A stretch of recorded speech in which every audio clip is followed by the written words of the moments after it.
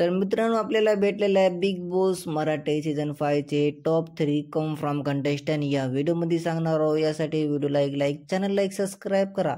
तर बघा मित्रांनो, घरामध्ये नाही काय 6 कंटेस्टंट होते। 6 पैकी 3 कंटेस्टंट घराबाहेर गेलेले आहेत। जान्हवी किल्लेकर, अंकिता धनंजय पवार आणि उरले जे कंटेस्टंट आहेत ना, त्याचं नाव आहे निकी अंबोली, अभिजित सावंत, सूरज चव्हाण।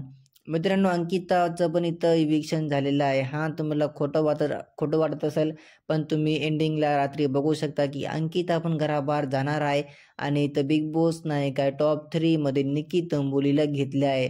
बघा, वोटिंगमध्ये नाही काय इथं अंकिता वरी होती। अंकिताला लई जा सपोर्ट भेटू लागला, तरी सुद्धा बिग बॉस नाही तर गेम बघा इथे निकी तंबोलीला नाही काय खूपच मोठा इथं गेम खेळलेला नाही। संगच मित्रांनो, बिग बॉसचं पण निकीला सपोर्ट भेटले। तुम्हाला माहीत असेल बिग बॉसच्या या पूर्ण सीझनमध्ये निकी तंबोलीनं भरभर कॉन्टेंट दिले। बिग बॉसनं स्वतः म्हणले की निकी नाही काय कॉन्टेंटची क्वीन आहे आणि मित्रांनो, बिग बॉसनं नाही काय यासाठी निकीला टॉप 3 मध्ये नेलेलं आहे। कारण निकीमुळे TRP सुद्धा आली, कारण निकीचे जे कल्ले होते ना बघायसाठी होते। यासाठी मित्रांनो, निकी नाही काय डिझर्व करत होती, यासाठी बिग बॉसनं त्याला फिनालेमध्ये नेला।